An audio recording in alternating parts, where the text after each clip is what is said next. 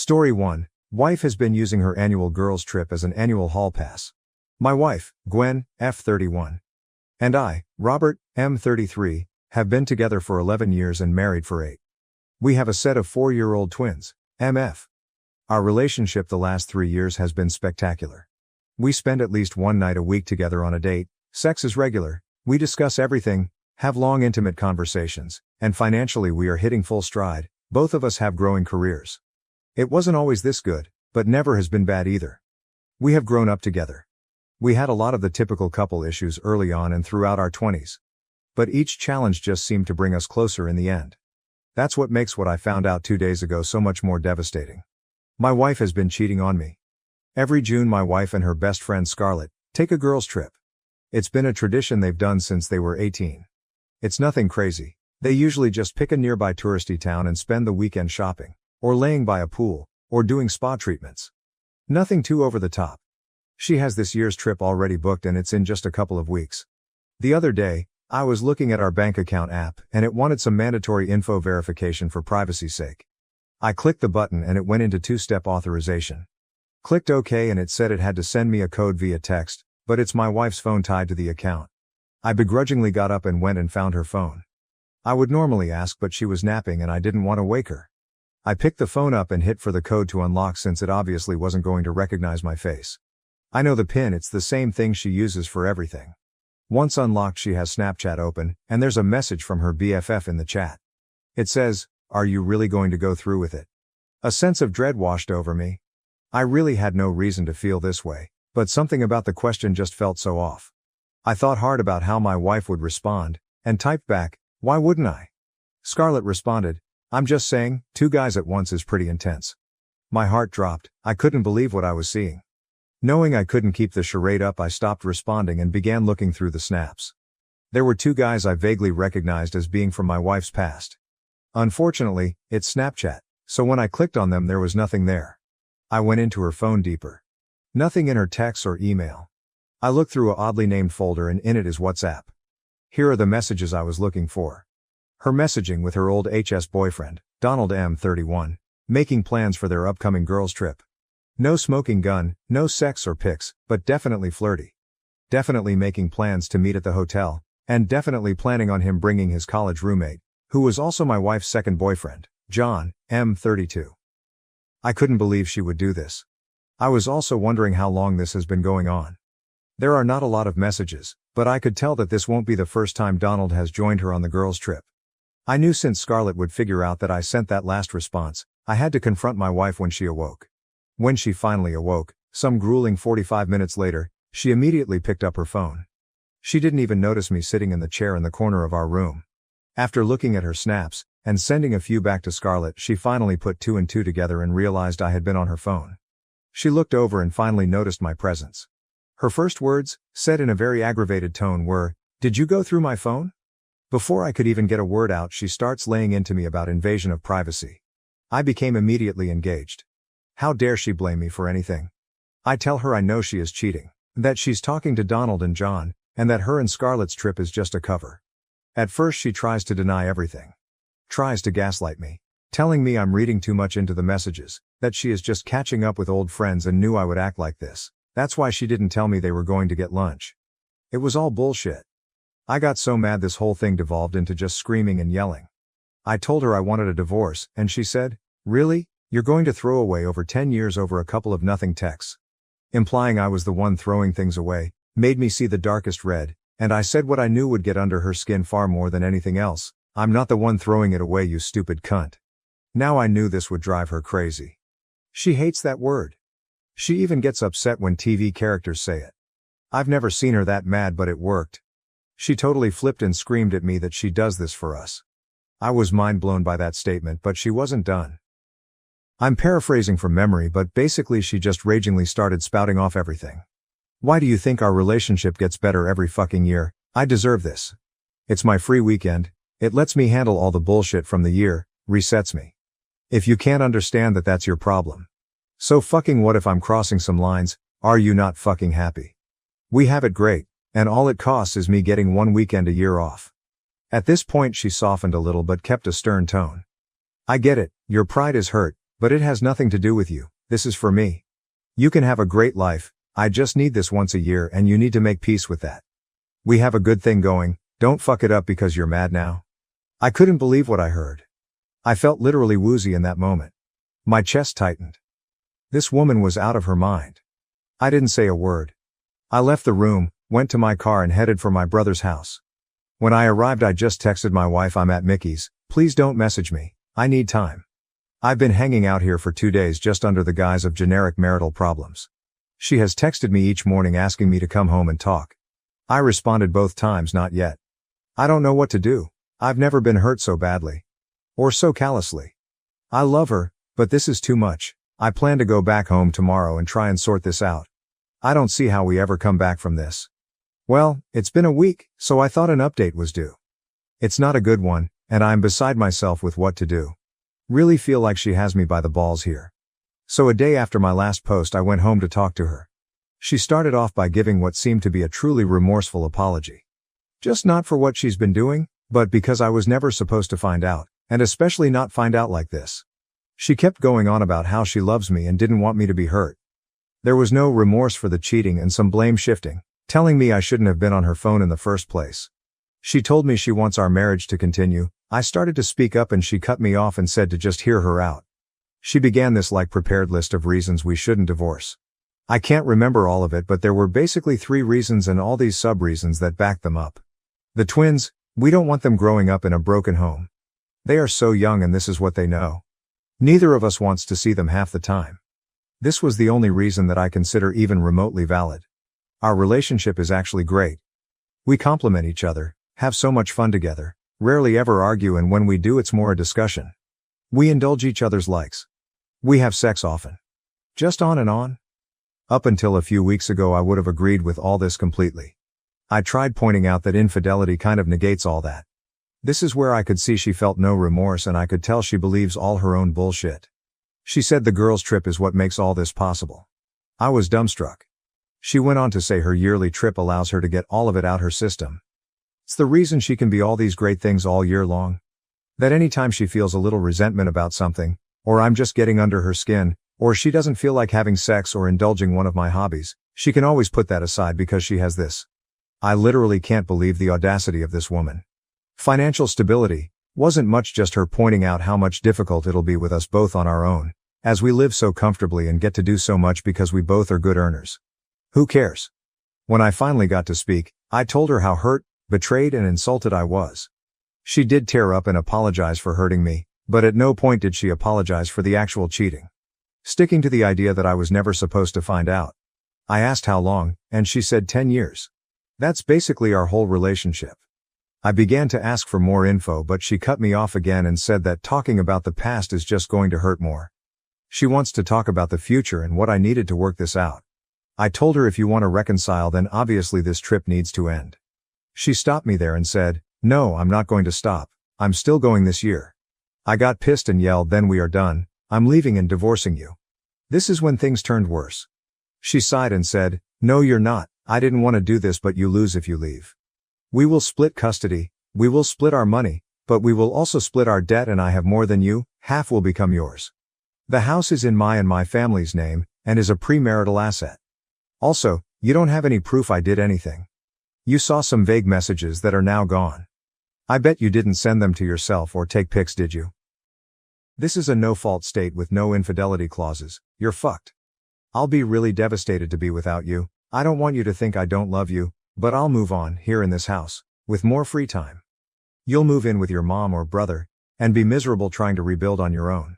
I felt so defeated in that moment and she could tell. I sat there just wishing I could disappear. Gwen, seeing the collapse, moved in to comfort me, and I just let it happen and didn't respond at all. She started talking again saying, let's just go back to the way things were. You can keep your life, I hate seeing you like this and we'll do everything to make you happy. You can tell yourself whatever you want for the 2 days a year I'm gone. I understand you need some time, so take it, but don't toss us away because of pride. This has been the most painful week. I don't want all this pain. I want the life I had and I guess it's on the table. But you can't just erase it. The Mine movies are brutal and the realization that she feels no guilt, that she actually sees her cheating as a good thing, has my questioning everything. I feel like I can't even trust myself or my judgment because I'm the idiot who fell in love with this person. I'm still here at the house. She is love bombing me like never before. Trying to initiate, making me meals, buying me stuff, complimenting. It's insane. I don't know what to do. Is it really possible to put this behind us? To just deal with it? I don't even know. No matter what happens, I lose, she wins. Well, she left this morning for her girls' trip. I spent the morning taking care of the twins. We did play dough for a couple hours. It's amazing how intent their little distractible brains get when you bust out new tubes and a couple of big play sets. Anyway, it was welcome distraction from the turmoil of the past few weeks, which only got worse the last few days. I still can't believe she went. It is amazing how crazy her ability to compartmentalize is. I mean, every day she is just the best mom. She also has been trying so hard to make me happy. Even when I'm a dick to her, she just says, I know that's the anger talking, it's valid, but I won't take it, I'm going to give you time to cool off. Like WTF, she has come on to me every day since D-Day and I'm disgusted with myself because I've given in twice. Each time I feel literally sick. Meanwhile she acts like it was the best time ever. I am embarrassed to report I have been doing the picking me dance, trying to get her to not go. In the end it didn't matter, she still went. To Hannibal fucking Missouri of all places, for a goddamn craft fair and to get railed by her 2 ex-boyfriends. Surprisingly, I have felt pretty numb today. Like I'm finally ready to accept this is who she is. I should have accepted it last week when I finally got the details out of her about the years of girls' trips that came before. That was painstaking to do in its own right. Not because I had to drag the info out of her, no, she seemed excited to share her exploits, but because she was so determined to not give me the opportunity to have hard evidence. This woman had me put my phone in the car, then have this conversation in the shower. Like who even thinks of that? She started off by asking if I remember when her and Scarlett went to Santa Claus Inn. I said, yeah, we had only been dating like 2 months. She said, right. Nothing happened that time, or 5 years ago when I was 6 months pregnant with the twins. But every other time I have been with at least one other guy. At least? I inquired. She said, yes, at least the first few years I didn't have a plan other than picking up a guy and bringing him back to the hotel. If he was a lame duck, I'd pick up someone else the next day. If he was good, I would keep him for the weekend. For some reason this was actually worse than it being a full-blown affair. The idea that she was just picking up random dudes made my skin crawl. When I asked if she used protection, she said, sometimes. While disgusted, I pressed on and asked why she started cheating in the first place. She said, you remember we were having some serious issues just after our first year together.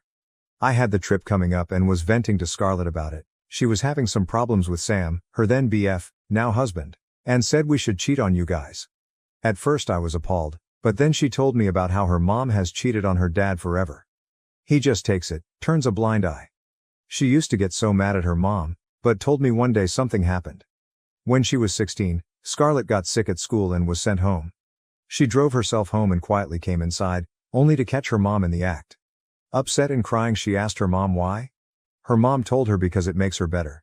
Having this over her dad, lets her handle all the things that she doesn't like in her life, makes her a better mom and wife, and makes her feel alive. At first Gwen was skeptical of this whole thing and told her she didn't promise she would do it. Gwen did admit though the idea excited her. It wasn't until the first night that she realized Scarlett had invited a classmate to meet her at the hotel. She was going to be joining him in his room. At that point Gwen said she had some serious FOMO, and while they were out at a local college bar, she picked up a guy. Apparently she picked right, and kept him on retainer, for the rest of the weekend. This is when Gwen went into a whole monologue reminding me about how she is all year long, but especially after she returns from the girls' trip. It's not untrue, she has always been super attentive and sexual for weeks after. That starts the second she gets back each year. It's crazy to think how much I used to look forward to her going, knowing that she always came back with her battery charged. Now knowing how she's charging it has me absolutely disgusted. I asked, so how did we get to you having an affair with your HS boyfriend? She said, it's not an affair, we fuck one weekend a year and message a little bit leading up, that doesn't make it an affair. But to answer your question, after the first couple years of random guys worked out, the next 2 years didn't, so I decided to do what Scarlett does and invite someone. The first time was a client and it went great. The next year, we had just gotten a hot intern at work and he was always flirty, so I invited him. The weekend was amazing, but when we got back he was clingy. I ended up having to threaten him, and I learned co-workers don't make good choices. I ended up reconnecting with Donald at our HS reunion 4 years ago. He's also married, so I knew it was safer than single guys. He had something to lose too. Don and John are still best friends. John is also married. Being with two at once has been a fantasy for a long time, so I figured why not, and just asked.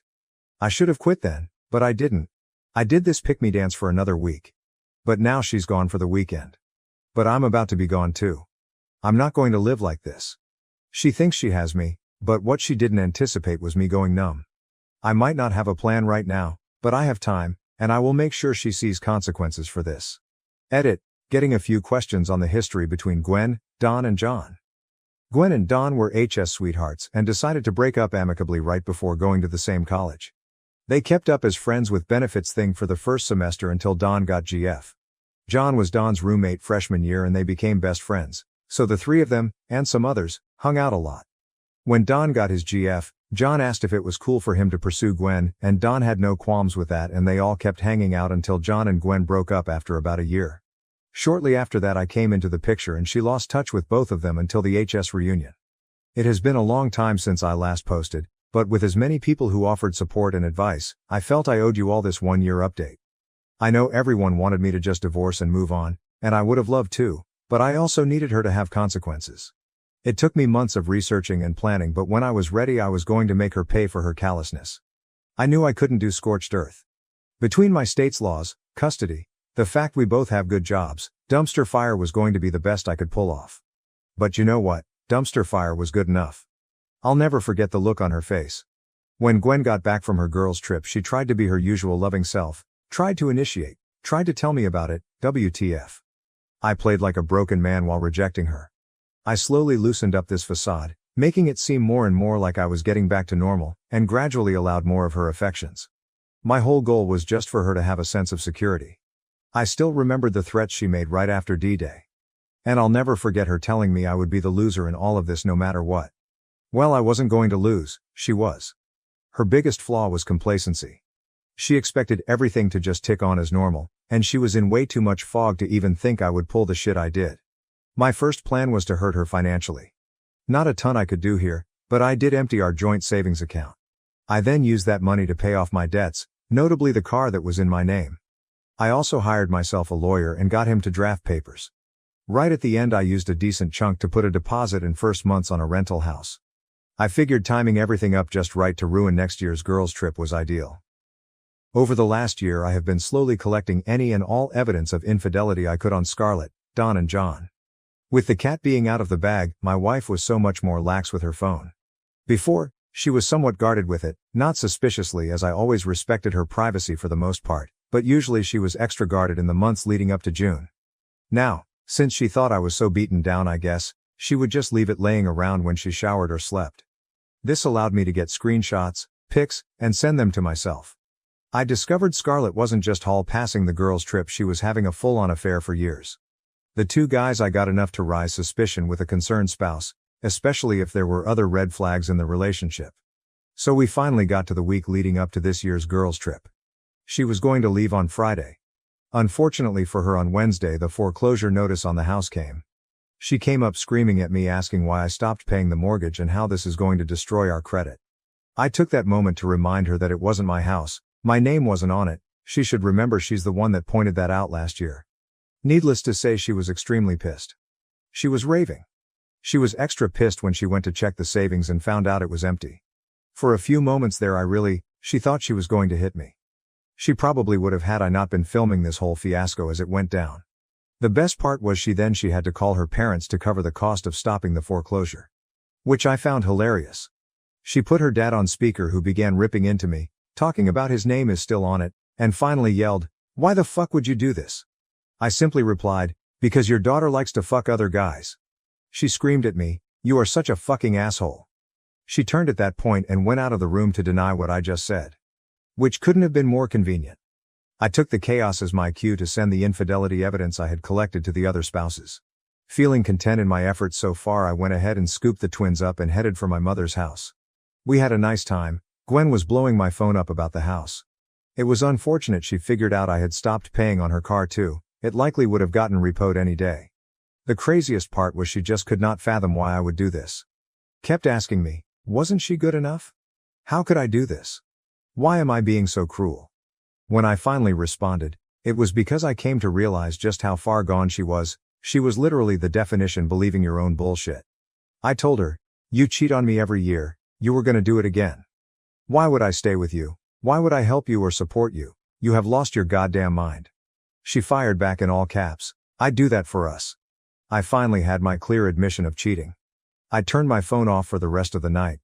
I returned home after work the next day. She confronted me right at the door. I apparently ruined Scarlett's marriage. Samuel had left and told her he wanted a divorce. I guess she's especially fucked because they had a prenup, don't really know the details on that. Gwen had also gotten an angry and threatening call from Don's wife, so I guess everyone got my emails. Well, not totally sure, no word from John yet. She clearly wanted to fight with me when I got there, but I wasn't having it. I've had a year to process the loss of this marriage, I'm done.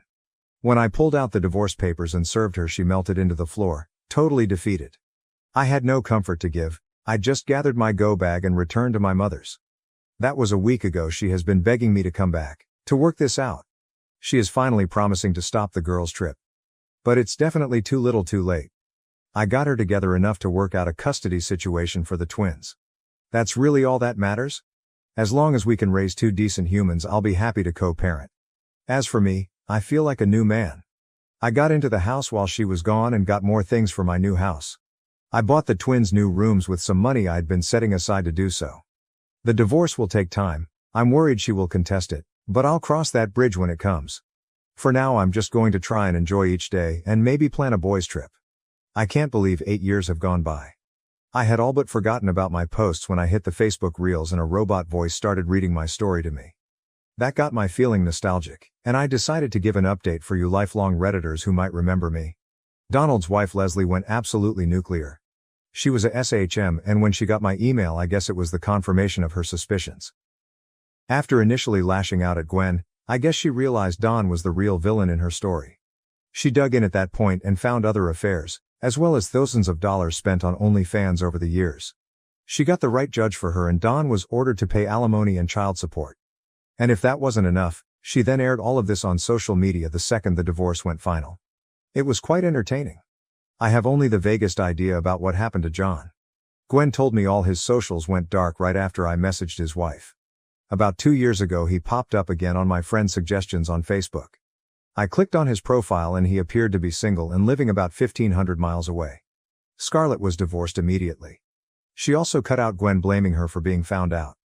If they didn't have so many other mutual friends and acquaintances, I'd probably be in the dark, but instead have the whole pitiful story. Her prenup had an infidelity clause, so she was only entitled to a quarter of what would have been standard in a divorce. He also figured out who her AP was and outed him to his wife. That led to their divorce. Scarlett and the other guy apparently went official after this, and she ended up pregnant about a year in. Surprise, surprise, they are miserable. He still cheats just now on her instead of with her. She has put on a lot of weight and those mutual friends report she is just a shell of her former self but won't leave because this has to work or it was all for nothing. Now to Gwen. She did try to contest the divorce at first, but that didn't last long and she signed off. The whole process took about 6 months. During that time she continuously tried to get me to stop and reconcile. But the level of delusional she had shown alone was more than enough for me to never even consider doing that. While the twins have always said she was wonderful when they were with her, I know that when she was on her own she ended up in a pretty self-destructive cycle, drinking and partying, that often ended in her contacting me to work things out. This hit a high point when Kate, my now wife, and I went official. One night she had too much to drink and drove, wrecked her car, and had several broken bones and required extensive physical therapy, in addition to the legal issues she was now in. The wreck did serve as wake-up call and she finally started therapy. The therapy has been great for her, and she has actually dealt with her narcissistic behaviors and delusional ideals. It took a couple of years, but she actually genuinely apologized for her infidelity and recognized that she wasn't doing this for us. She has been great co-parent since and we are pretty friendly with each other. Twin birthdays and event are often done together now without any drama. Gwen met a guy like 3 years ago and they are in a poly relationship, which was the least shocking revelation I have ever had. They got married a year ago but she still has her boyfriend of 2 years. And yes, sometimes all of these people are at the same event at the same time. I've learned to just roll with it. Her asshole dad, Gary, however, hasn't, and has essentially cut Gwen and twins out of his life. My former MIL wasn't having it and divorced the old bastard. He is now an angry, bitter, lonely old drunk. As for me, I'm doing great. Once the divorce went final, I had every intention of man-whoring myself across the whole city. I got the apps and matched quickly with a few women. I went out with Kate, now F37, who was in a similar recent divorce situation and was looking to just enjoy some freedom. First date went great. She stayed the night at my place. Then we ended up spending the next day together. Then kept messaging through the week. She canceled a date with someone else so we could spend the next weekend together. I ended some conversations with the other women I'd matched with, then we both dropped the apps. Next thing we knew, we have been in a relationship for almost 8 years, married for 6 of those with a 3-year-old daughter. So while our plans of playing the field didn't pan out, things still turned out pretty well. Story 2, I, M27, just found out my girlfriend, F24, is lying about being on a trip. Is there any hope or am I cooked? My girlfriend Amy and I went on our first date around 1.5 years ago, took things slowly while being exclusive, and have been officially dating 1 year. Overall, the relationship has been pretty good, minus some small hiccups in communication that she chalks up to her neurodivergence. Amy isn't great with texting, which I thought was a red flag at first until I found out she's like that with almost everyone, most of her friends and family included. To give a little background, Amy and a few of her girlfriends go to this conference a few states over twice per year. It's a 2-day event, which they usually turn into a 5-day vacation because it requires a flight and hotel and is in a nice city. Amy's friend group is typically very active on social media during these trips, posting on their Instagram story during all points: flights, conference, beach, etc. This weekend was supposed to be their 3rd time attending. Amy and her friends have had their flights and hotels booked for a few months, confirmed by some of their posts on social media being excited about having everything booked. Unfortunately, the conference was canceled, but they already booked everything, so they decided to still enjoy a vacation. My girlfriend and I had a date night last weekend. She was telling me how excited she was for her trip. All was good, but at the end of the date I caught a glimpse of Amy's phone. She was on her airline app and it looked like she was reading cancellation policies. We had a long day and I was tired and felt like I was snooping/being nosy, so I didn't say anything. During the week, I asked Amy to hang out the day before the flight, emphasizing that I wanted to see her before her trip. Unfortunately, she was meeting up with her group of coworker friends, so she couldn't. No worries. The morning of her flight I texted her wishing her a safe flight and happy trip, and she liked my message. We haven't talked since. As I said, she's not a big texter, so we usually don't text much besides planning dates and in emergencies. I figured she was on her trip, so I haven't texted to plan a date. Now on to the meat of the issue. Amy is now supposed to be a few days into her trip and I noticed none of her friends were posting on Instagram. I thought that was weird because they usually post a lot, but I shrugged it off. That was until tonight. Amy started posting videos of her at a show. It looked fun and I didn't think twice about it. Until the ending, where the show host called out "thank you" and then the name of the major city nearby where we live, approximately 30-minute drive. I looked up the name of the show and of course, it was in that nearby city this weekend, meaning she wasn't on that vacation after all, and never thought to say anything to me about it. I did a little snooping on Venmo and found out that over 2 weeks ago Amy's friend paid her back the money that Amy had her sent her for the hotel and car rental. So she's known the trip was canceled for 2 weeks and hasn't said anything to me every time I brought it up. Where do I go from here? I feel like I'm suddenly spiraling. Going crazy overthinking everything lately to see if I've missed any signs. I've already started assuming the worst and I'm panicking. I'm out of town for the weekend and I feel like this has totally thrown off my trip. Is this worth a conversation or is the relationship already over? Is there any reason she would have not said something by now? Even if she tells me the trip was canceled right when I see her before I confront her, would that still justify not telling me until after the trip? Please, any advice is greatly appreciated. Edit. Her best friend just uploaded a picture of them together during the show. So I know she wasn't there with some other guy. But that doesn't explain the lying. Update, October 16, 2024, 2.5 weeks later. To quickly summarize my last post. A few weeks back my girlfriend was supposed to go on a trip a few states away to go to a conference. I came to find out that the conference was canceled and she didn't actually go and never even bothered to tell me. She lied by omission about it by not telling me when I texted her to have a good flight. I found out she didn't go because her best friend posted a picture of them at a show in our local nearby city. So here we are, almost a month later. I was wrecking spiraling these past few weeks, and after being together for almost 2 years I was too panicked to reach out and ask to see her. During the 3 weeks since her planned trip, she hasn't reached out once to me.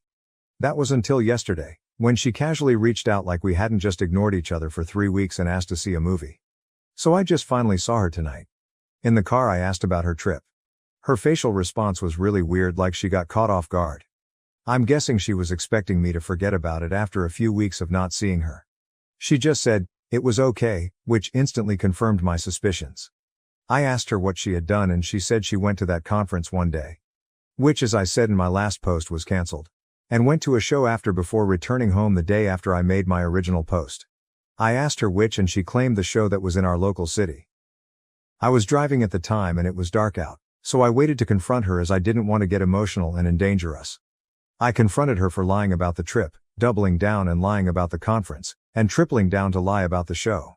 Her immediate response was to start deflecting, saying that if this is making me upset, to imagine how she felt that her conference and trip was cancelled. She said how she was so heartbroken and upset that the conference was cancelled, which was cancelled 5 weeks ago, that she didn't want to talk about it. She kept saying that she doesn't owe it to me or anybody else to tell us about her business and what's going on in her life. I of course called her out for gaslighting me, to which her response was that she was not gaslighting me. Kind of ironic, I guess. When I talked about how it made me feel and that she damaged my trust for her, she again tried to belittle my feelings by rolling her eyes and saying that it was only a show. This conversation ended up opening to a much bigger issue in our relationship that I didn't mention in my last post. Generally, Amy treated me really poorly throughout the relationship. She was hot and cold, put zero effort into communication, and it never felt like she made a priority.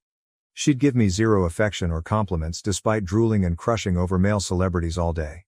She's made little effort to connect me and her family and friends. We've talked about all of this a few times now. She would always say she was overwhelmed with some new excuse and promise it would get better. I would cave in and agree to work through things. As expected, things never got better. This time was the same, where she blamed a new job for being overwhelmed and that's why she's been so distant. But this time was different. I guess her blatant lie to my face and your guys' comments in the back of my mind gave me power to put my foot down. I broke up with her then and there. She kept begging me for one more chance, to think on it for a few days, that she cares about me and didn't intend to hurt me, all that nonsense. But the whole time I was the one bawling, and there wasn't a tear on her face. It really broke my heart ending things, but I've also really grown to hate myself for putting up with her treatment for so long. I'm hurting a lot right now, and I'm scared to get back into the dating world after 2 years of aging and some weight gain. I really loved her with every bit of my heart and I'm terrified to picture my life without her. I really want to call her up and give her one final chance to get things right, but I know I'd never forgive myself if she didn't change and broke my heart again. I'm hurting bad and I could really use some words of encouragement right now. Story 2. My M26 girlfriend, F22, had sex with the male friends she told me not to worry about. Now she's begging me not to break up with her. How do I navigate this? My M26 girlfriend, F22, had sex with the male friends she told me not to worry about. Now she's begging me not to break up with her. How do I navigate this? TLDR, I've been planning to propose to my girlfriend of 4 years. We haven't had sex since she wanted to save it for marriage. She went to a birthday party with some online friends from a Discord gaming server. 4 of them went back to her apartment after the party was over and had sex with her. She's begging me not to dump her over this. Is there anything left to save here at all, or do I just dump her? My girlfriend, we'll call her Katie, and I met in college and have been together for 4 years. I'm the first person she's ever had a relationship with because her parents were strict in high school. Our parents are religious and don't believe in sex before marriage, and while I don't really care, she's very close with her parents, so we've been waiting. Now that she's graduated, I was planning on proposing within the next few months. I had a ring picked out and everything. I was head over heels for this girl. That all changed last night. Or, last weekend, really. Katie has had a male best friend since high school that her parents never liked because he claimed to be gay. Let's call him Liam. She was excited to be going to the same college as him, because it meant they could hang out as much as they wanted. I've never been a big fan of the male best friend thing, but he's gay, so whatever. Except 2 years ago, he came out as bisexual. I never really liked the vibes when he was around her, so I asked Katie to stop hanging out with him alone. She accused me of not being supportive of him and trying to control her, just like her parents. I told her it was her choice if she wanted to keep seeing him alone, but I wouldn't be sticking around for it. It was the biggest problem we'd ever had in our relationship, but we worked through it. The compromise was that Liam and his boyfriend could hang out with me and my girlfriend together, as couples, but never alone. I never wanted to cut her off from her friends. With this stipulation, however, the four of us only got together twice before Liam ended up transferring to a different college over the summer. My girlfriend stayed in contact with them over Discord, stayed friends with both of them when they broke up, and formed a gaming server with them and some of their other friends. Most of these friends were men, but she assured me nothing funny was going on. Most of them even had girlfriends, she said. Last weekend was Liam's birthday party, and he invited her. Katie wanted to talk to me about it first, to make sure I was okay with it. She said she wanted to go since she hadn't seen him in 2 years, and it was only a 2-hour drive away. A bunch of her friends from the Discord server that she had never met in person before were going to be there, women included, and Liam's girlfriend would be there too. Since I had a weekend trip planned, leaving Friday, returning Sunday, I unfortunately wouldn't be able to go with her, but I told Katie I trusted her and had no problems with her going to see her friends. The problem started Saturday night. She texted me in the morning when she was leaving for the party. She texted me when she got there, and she texted me a couple times throughout to check in. Katie told me that she had planned on driving back around 9 or 10, but it was around that time that the text messages stopped. I assumed she was just having a good time and didn't want to seem controlling, so I didn't bother her. I did stay up to watch her location and make sure she got home though, and she did around 2 a.m. It was unusual, but I trusted her, and didn't want to make any assumptions. I would call her in the morning and she would explain that she just got carried away having fun with her friends, I thought. I called her Sunday morning, and she didn't answer. She texted back a few minutes that she had been sleeping, had a hangover, and wasn't feeling well. That was very strange, because Katie doesn't drink. I told her to drink lots of water and that I hoped she felt better, and got on my flight home. When I arrived at my apartment, I found her curled up in my bed in the dark. She has a key to my apartment, but hardly ever needs it because usually I'm with her to do the unlocking. I asked her why she hadn't stayed at her apartment to rest up, but she didn't say anything. Since then, the entire week, she has been saying she's not feeling well, and has not left my room. She's taken off work, and I've been going home on my lunch breaks to make sure she was eating. I was worried about her, but in the back of my mind, I was also suspicious about what had happened at the party over the weekend. Late last night, Katie woke me up from the couch sobbing. It was the first time she had left my room since I'd gotten home, other than to use the bathroom. I consoled her until she had calmed down enough to be coherent and asked her what was wrong. She told me she had done something horrible. She told me Saturday night, she had somehow gotten really drunk on accident, and Liam offered to drive her home. 3 of her friends from the gaming server on Discord got in a second car to follow them, to take Liam back home after they got to Katie's apartment. They helped her up the stairs and into her apartment. Then, she said, she had sex with them. All of them. All 4 men. Katie said she doesn't remember most of it, that she was really out of it. She said she's been sick ever since trying to figure out how to tell me, because she loves me so much, and didn't want to hurt me. Didn't want to hurt me, but gave away her virginity, that she was supposedly saving for marriage, to 4 other men, instead of the man who spent the past 4 years caring for her. She said she wanted to tell me right when I got back, which is why I found her in my apartment, but she couldn't bring herself to because she didn't want to lose me. She begged me not to break up with her. I told her I needed some time to myself to think. She then begged me not to make her go back to her apartment. I didn't feel like fighting, so I just told her she could go back into my room. I could hear her crying intermittently all night. I have to admit I was brought to tears myself. I can't believe how she would throw away our whole relationship, the 4 years we've built together, over one party. I was going to propose soon. I trusted her, and now it's broken. I'm at work, and I haven't been able to focus all day. Part of me wants to tell her to get out the second I get home, if she's still there, and that I never want to see again. Part of me wants to talk to her more and see if there's anything left to salvage. I can't tell which side is more unreasonable. How do I navigate this? Update October 6, 2024. Update, my M26 girlfriend, F22, had sex with the male friends she told me not to worry about. Now she's begging me not to break up with her. How do I navigate this? Trigger warnings all over this. Sorry for everyone who didn't get that on my last post. My girlfriend has gone to bed early and I have nothing better to do, so I'm finally getting a chance to write this. First, something you can skip through to the actual update if you don't care. I think my other post was taken down for being fake. One of the biggest reasons people seemed to think it was fake was because I wasn't spending time in the comments denying every accusation. I hadn't even opened Reddit since I left work to go check on Katie. It wasn't anywhere near my top priority at the time. For some quick and easy debunking though, one moment he says he has her location and the next he's surprised she's at his apartment. I checked her location Saturday night solely to make sure she got home okay. After that, I did not check her location, because I am not a stalker who tracks her every move. On iPhone, it shows your location in the text messages with that person, so he either hadn't looked at their texts at all between his flight and getting home, or it's made up. Not everyone has an iPhone like you. I do, but my girlfriend doesn't, so we use an app. And no, I don't get notifications from the app because again, I don't need to be a stalker. The random excessive details. Sorry? Like I mentioned, I had been stewing on everything since she told me what happened that night, and I just wanted to get it all out. Those were all the details I'd had floating around in my head surrounding the situation.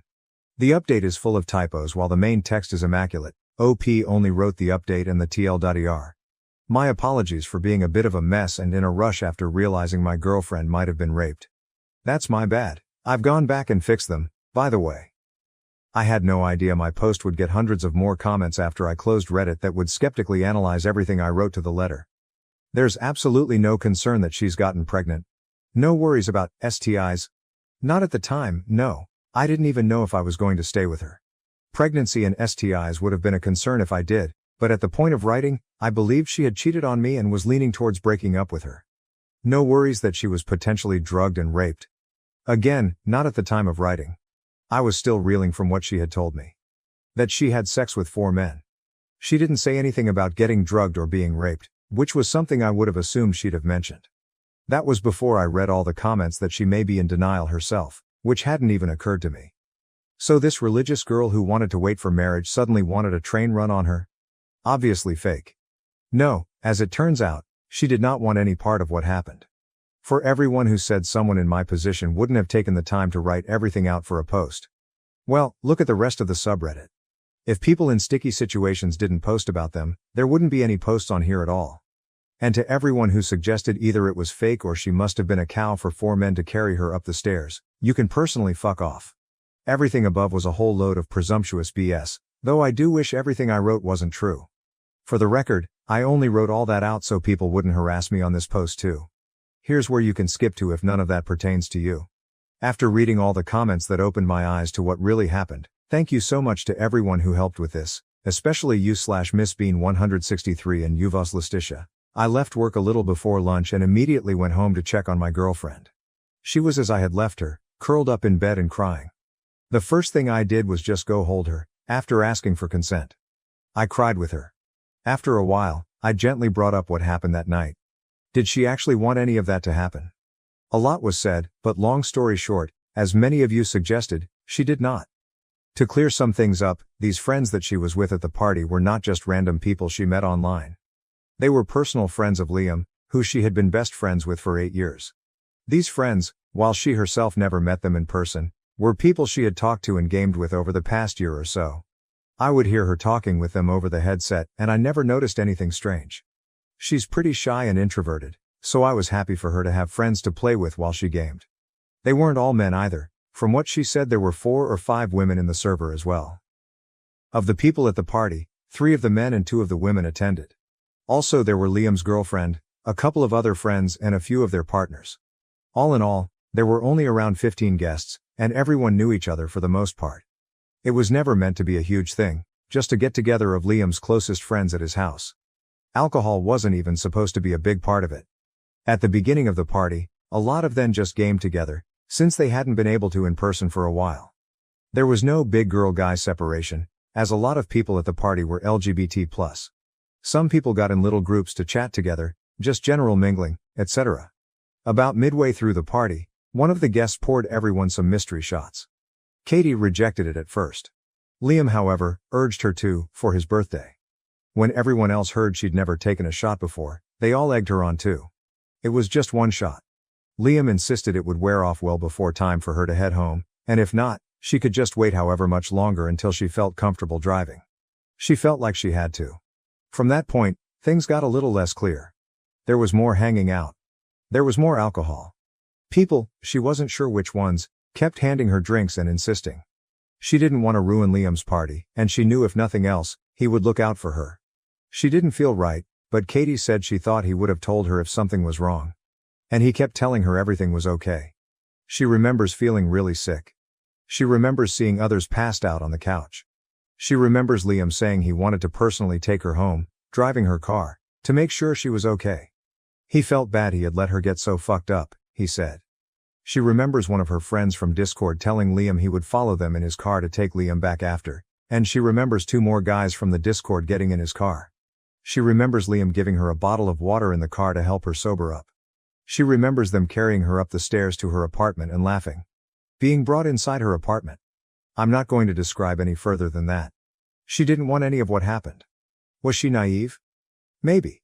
Did she probably miss some red flags, make some choices she shouldn't have? Sure. Katie did not deserve that. The fault belongs with the men who did it. She didn't want to file a police report, and I'm not giving her an ultimatum. I've read up a lot on how horrific that can be, and I'm in full support of her decision. Of course, if she ever changes her mind and decides she does want to file a report, I'll be there for her through that too. What we are going to do is see a doctor. Part of the reason Katie says she spent most of this time curled up in bed is that she has been in a lot of pain. She really doesn't want to be poked and prodded at down there, but after some convincing and assurance, she agreed. She's going to be seen on Monday, and also going to get pregnancy and STI testing, which we're equally worried about, done while we're there. Over the weekend, we've talked a lot. We've both cried a lot. There's been lots of hugs, and giving space when needed. I have opened up the curtains in the bedroom so she gets sunlight in there at least. For anyone who was concerned, no, I'm not making her go back to her apartment. For the assholes who suggested it, no, I'm not leaving her, before or after her healing, to find someone who isn't damaged. And no, I will not be ratting her out to her parents. I'm taking the entirety of next week off to stay home and take care of her, go to as many doctor's appointments as needed, set up therapy, etc. I don't think I can ever make up for leaving her alone the way I did this past week, but I will be there for her through anything and everything that comes next, whatever that may mean. Again, thank you to everyone from my first post who helped me realize what an egocentric dumbass I was being. I hope this update helps everyone who was concerned. Katie isn't okay right now, but hopefully we can get there. New update. Hospital visit update, October 14th, 2024. Today is the first day I've gone to work since I made my first post. This is what's happened since my last update. Sorry if this is hard to read, I haven't been doing well myself. As with my last update, please be aware that I'm writing about very sensitive topics here. Trigger warning for this entire post. After talking to her and bringing up some of the points made by commenters in my last update, Katie decided she did want to get a rape kit done, just in case she ever wanted to make a report in the future. As such, I went by her apartment solo before our hospital trip to grab her clothes from that night, as many suggested on my last post. The place was a mess. One of her tables was broken. There was blood on the bed. Her clothes were torn and scattered about. It was no wonder she hadn't wanted to go back. I took pictures of everything, just in case. We got to the first hospital early in the morning, hoping we wouldn't have to wait super long. We ended up only having to wait around 2 hours, which wasn't terrible. I brought my Switch for Katie to play Tetris on in the meantime. It seemed to help take her mind off things at least. From there though, it was all downhill. After we were moved to an exam room, the nurse asked the usual intake questions, and then made Katie recount every detail of what had happened, to the best of her recollection, while she just sat there and looked bored. Occasionally Katie would choke up, and the nurse would tell her to go on in an annoyed tone. The nurse left, we waited for around an hour and then the doctor came in and did the same thing. Half an hour later, the doctor returned to tell us that they didn't have any rape kits at that hospital, and we would need to go to a different one, over an hour away. So obviously after that, Katie was pretty distraught. We had to wait another half hour to receive her discharge papers and be able to leave, and by that point she was ready to just go straight home. We did go to the second hospital though. By the time we got there, it was the afternoon. We stopped for lunch on the way, and things were looking pretty packed. We had to wait over 5 hours to be put in an exam room, and another hour to be seen by the nurse. This nurse again, had Katie recount the incident in excruciating detail. He would ask questions for clarification, and become irritated if she couldn't answer. Someone else came in half an hour or so later to tell us that they couldn't perform a sexual assault exam because too much time had passed, but she could go to a police station to make a report herself if she felt inclined to. They could still check her for injuries and test her for STI pregnancy if she wanted. I'm not going to go into detail here, but they found some pretty severe bruising, abrasions, and fissures that definitely explained her pain. That exam in and of itself was traumatic all over again, really. The doctor was very insensitive, didn't seem to understand the gravity of the situation, and kept making jokes throughout. Ouch, that must have hurt. Unfortunately, All they could do for that was give her some topical pain relief, though she may have to get surgery if it doesn't heal on its own. They also think she has adductor tendinopathy, which is like a thigh muscle strain, so she's not supposed to be up and about a lot. She tested negative for STIs, but we're told they might not show up for quite some time, so we chose to get her on preventatives. Pregnancy test was also negative, thankfully, but they also said that it's unlikely the hormone levels would be detectable at this point even if she were pregnant. We were told to make appointments with her primary for the next few months to get retested. Then we waited another hour for discharge papers. Between both hospital visits, Katie was charged over $5K. Insurance doesn't want to pay because they say it was elective. Obviously we're going to fight it, but it's just one more thing on top of the pile. I still have the pictures of her apartment along with her clothes from that night in a sealed bag that the hospital didn't want in case she ever decides she wants to report, but things aren't looking good. Her pregnancy tests have still been turning out negative at least. Since then, Katie has not been doing well, to say the least. For the whole first day after, I don't think she even spoke at all. She had her first therapy appointment with a specialist last Wednesday, but she hasn't talked about it much, so I'm not sure how it went. The doctors wrote her out of work until this Wednesday due to the extent of her injuries. Her next therapy appointment will be right after her first day back. Hopefully that helps with the transition. I've looked into therapy for myself, as suggested, but that's on the back burner for now. What was a priority, as some of you trespassers will, what my thinkin', /CoffeeToffee0, pointed out, was warning the other women people in the Discord server about the 4 men that assaulted Katie. It didn't go quite as hoped, though to be honest I'm not sure what I was even really expecting in the first place. With her permission, I logged into her Discord account, only to find that she had been banned from the server and unfriended by almost everyone. There were a couple people that had messaged Katie to ask her what happened. Through them, I was able to find out the version of the events that Katie's assaulters had been telling everyone. Very long story, which I can expand upon later if asked, but after typing everything above I'm pretty spent for now. Short, according to them, Katie came onto Liam and tried to assault him, in front of the 3 others, after they had graciously driven her 2 hours home. I tried to tell those I was able to what really happened, but I'm not sure how many of them believe me. I haven't told Katie yet. I don't think it's something she needs to worry about right now. She already has enough on her plate. Anyway, that's how things are right now. Again, sorry if this isn't written very well. I started writing this post when I first got into work, and now I'm about to leave. It's been very hard to get it all out, but I know people are concerned, and it's better than keeping it all bottled up, I think. Don't know how long it will be until the next update. Sorry if I'm not in the comments much on this one, as I'm about to be driving home, and then I'll be with Katie. Thank you everyone for your help. Thank you for watching. If you enjoyed this video, don't forget to give it a like and hit that subscribe button to follow Cheating Love Stories for more amazing videos. Turn on the notification bell so you never miss an update. See you in the next one.